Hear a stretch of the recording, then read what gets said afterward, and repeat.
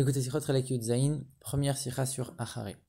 Dans la paracha, on parle du service du Kohen Gadol pendant le jour de Kippour, et c'est écrit à ce propos, Vechiper Ba'ado Uvad Beto, il va pardonner, il va faire pardonner plutôt pour lui et pour sa maison.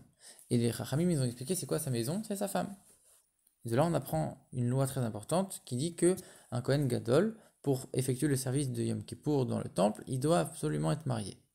Et ça, c'est une loi qu'on retrouve que par rapport au service de Yom Kippour. Tous les autres services du reste de l'année pour le Kohen Gadol, on voit à aucun moment qu'on lui exige d'être marié. Ici, pour Kippour, on exige qu'il soit marié. Kippour, c'est le moment le plus saint de l'année, qui est effectué par l'homme le plus saint, le Kohen Gadol. C'est non seulement un Kohen, mais c'est un très grand Kohen, et non seulement le plus grand, mais c'est le plus grand de tous les Kohanim dans la sainteté. C'est effectué dans l'endroit le plus saint du monde, le Kodesh HaKodashim, et le jour le plus saint de l'année, le jour de Kippour. Donc c'est le moment par excellence de sainteté. Et à ce moment-là, on demande quoi? On demande une exigence supplémentaire, c'est que le Kohen Gadol soit marié. A priori, quel est le rapport?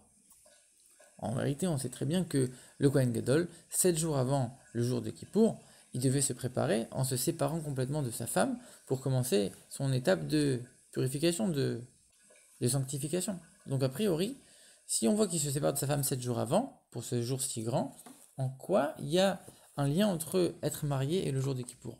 En vérité, on va comprendre que le fait d'être marié, ça rajoute quelque chose de fondamental. Ça permet de parfaire la personne du Kohen Gadol pour le service de Yom Kippour.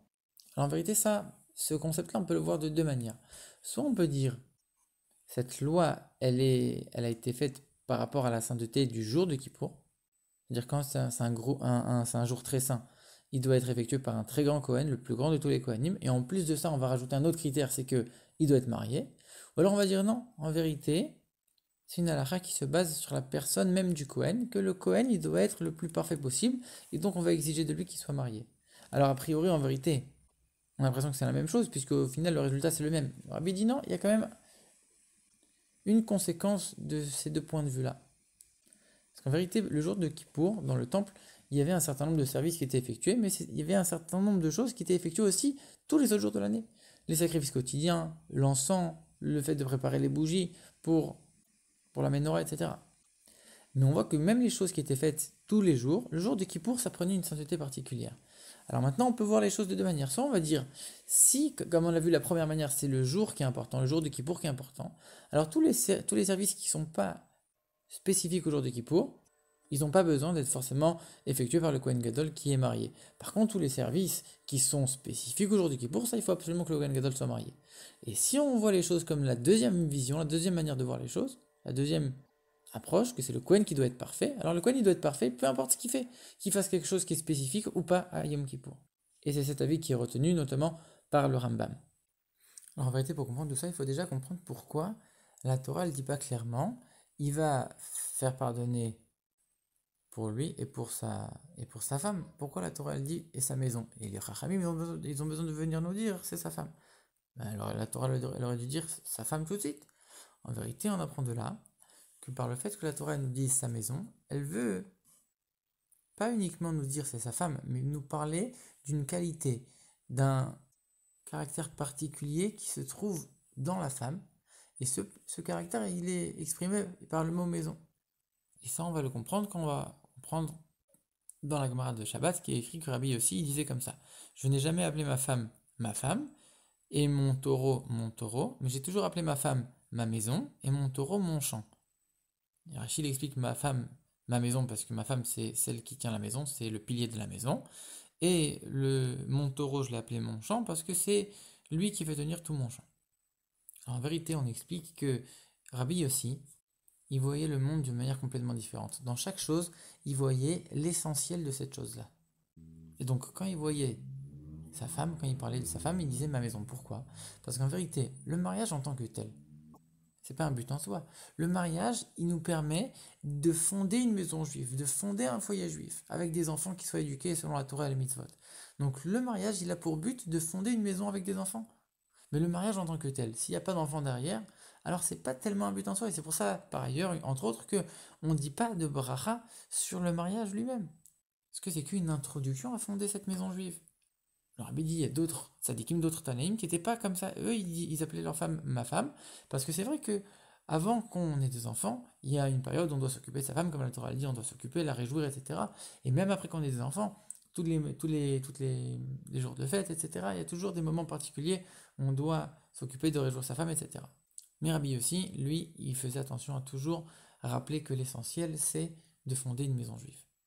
Il voyait toujours l'essentiel de chaque chose, et c'est pour ça que pareil que pour son taureau, il a toujours appelé mon champ. Parce que c'était grâce à toute la force du taureau qu'il pouvait tirer tout le bénéfice de son champ.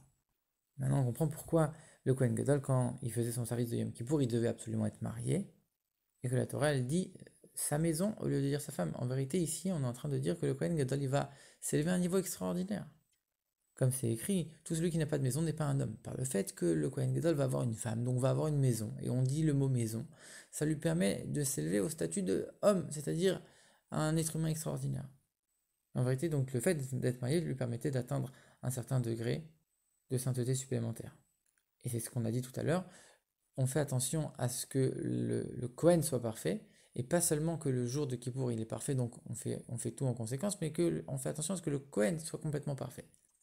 Alors maintenant ici dans cette sikha, le Rabbi il est en train de faire la conclusion du traité Yoma qui traite de Kippour, et donc il dit que quand on termine un traité de Gemara, on doit faire le lien entre le début et la fin. On a vu que le début c'était le Kohen qui pardonne sur sa maison, on va essayer d'établir un lien avec la fin. La dernière Mishnah, Rabbi Akiva dit comme ça. Vous êtes heureux êtes-vous, peuple d'Israël, devant qui vous purifiez et qui vous purifie. Votre Père qui est aux cieux, comme c'est écrit, là ici, deux psukim, premier pasouk, j'aspergerai sur vous de l'eau pure et je vous purifierai. Il y a encore un autre verset qui dit, Dieu est le migvé du peuple d'Israël. De la même manière que le migvé il purifie les impurs, Dieu purifie les juifs. A priori, il y a plusieurs questions sur cette Mishnah. Rabbi Akiva, qu'est-ce qu'il va nous apprendre? On sait que c'est Dieu qui purifie les juifs, surtout que juste avant, on a Rabbi Elazar ben Azaria qui vient nous dire que Dieu va purifier les juifs. Les fautes entre l'homme et Dieu, c'est Dieu qui purifie. Les fautes entre l'homme et l'homme il doit absolument demander pardon. Mais quoi qu'il arrive par la suite, c'est qui purifie, donc c'est la force de Dieu directement. Donc qu'est-ce que Rabbi Akiva vient rajouter ici? En plus de ça, on voit qu'il est en train de citer deux versets. Premier verset qui est dans Yereskel, deuxième verset dans Yirmiyahu ou dans Jérémie. A priori, il y a un verset dans le Chumash que Rabbi Elazar ben Azaria juste avant il a cité. Pourquoi tu es en train d'aller chercher dans les prophètes alors que dans le Chumash, tu as un verset qui te dit que c'est Dieu qui purifie? L'Ifna Hashem Titaru, vous allez vous purifier devant Dieu. Pourquoi il va chercher si loin? Au contraire, les deux questions de Rabbi Akiva devant qui vous allez vous purifier, elles sont répondues par le verset que Rabbi Elazar ben Azaria il a précisé juste avant. Devant qui? Devant Dieu, l'Ifna Hashem Titaru. Rabbi Akiva, il n'est pas en contradiction avec Rabbi Elazar ben Azaria, il vient rajouter. Il vient pas dire, par exemple, que même si on a été pardonné par son prochain, on a quand même besoin du pardon de Dieu. Parce que ça, on le sait. On sait que même les misotes qui sont entre un homme et son prochain, on le fait parce que Dieu nous l'a demandé. Donc, de toute façon, c'est toujours lié à Dieu. Donc, c'est pas une question, ça. Donc, qu'est-ce qu'il va nous préciser finalement? Et puis, pourquoi il ramène deux preuves? Si, en général, on ramène deux preuves, c'est que les deux ne sont pas assez lourdes, assez fortes.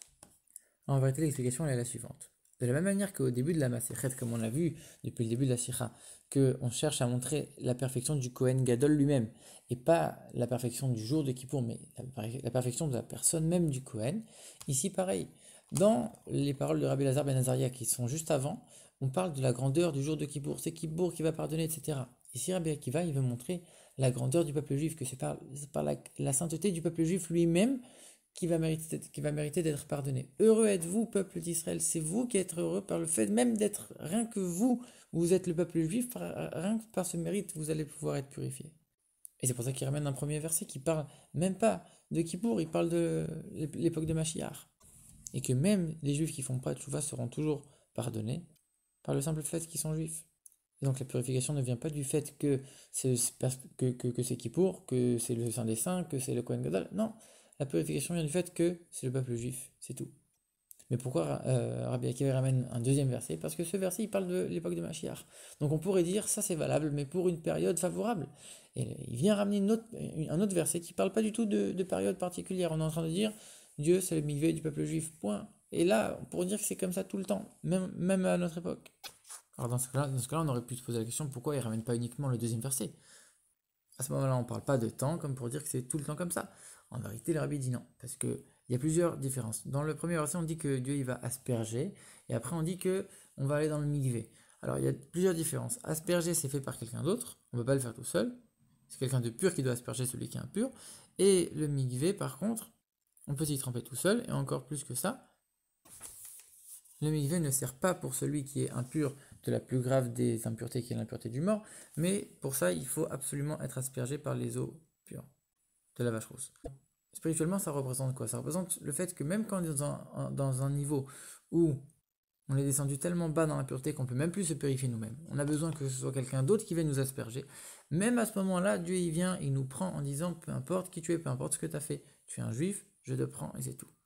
On a un lien avec lui qui est indéfectible. Et donc pour exprimer ce lien extraordinaire, Rabbi Akiva il prend ce verset-là. Et il le met en premier, parce que c'est ça la chose la plus importante, de montrer que le lien entre Dieu et les Juifs, ça ne changera jamais, c'est ça le plus fort. Peu importe si t'as fauté, t'as pas fauté, c'est la perfection du peuple juif. Il ramène aussi le verset du mikvé pour dire que ça dépend pas forcément d'un temps particulier, c'est comme ça tout le temps, même en exil. En vérité, cette qualité, elle est également dans le mikvé, grâce auquel Dieu va purifier lui-même le peuple juif. Alors ça on le voit où? C'est Rabbi Akiva, il a une redondance qui n'est pas inutile. Il dit, de la même manière que le mikvé purifie les impurs, Dieu purifie les juifs. Mais le mikvé, on sait qu'il purifie les impurs, il ne purifie que les impurs. On aurait dû dire, de la même manière que le mikvé purifie, Dieu purifie les juifs. On précise les impurs. Pourquoi? En vérité, il y a un concept selon lequel, même si on est impur de plusieurs impuretés, une grave et une moins grave, et que l'impureté qui est grave, ça suffit pas d'aller dans le mikvé pour la réparer. Malgré tout, celui qui va dans le mikvé, il est purifié de l'impureté légère, et il n'est pas purifié de l'impureté grave. Mais il est quand même purifié, oui, de l'impureté légère. Donc ça s'appelle être purifié en partie. Et bien en vérité, avec Dieu, c'est la même chose. Même si on a encore des fautes, on a encore des choses qu'on n'a pas réparées, Dieu nous purifie après les choses qu'on a réussi à réparer. En vérité, c'est l'enseignement de cette sira que le rabbi dit. Des fois, il y a des juifs, ils vont dire, regarde, moi je suis prêt à faire tchouva sur un certain nombre de fautes que j'ai faites. Mais pas tout. Je suis pas encore prêt à tout, à renoncer à tout et à faire tchouva sur tout. Mais il y a une grande partie, je suis prêt à dire à Dieu, je reviens vers toi. Alors on pourrait penser, mais non, soit tu reviens à 100% vers Dieu, soit au revoir. Et là on te dit, non, Dieu il accepte, même cette tchouva-là qui est une tchouva à moitié. Et on espère par la suite qu'avec l'aide de Dieu, une mitzvah va entraîner une autre, il va devenir un Baal Tshuva entier, complet, parfait, etc. Ça, c'est possible par le lien indéfectible qui existe entre Dieu et le peuple juif, que Dieu va nous purifier uniquement par le mérite qu'on soit un juif. Et ce, peu importe l'époque et la circonstance, la situation dans laquelle on se trouve.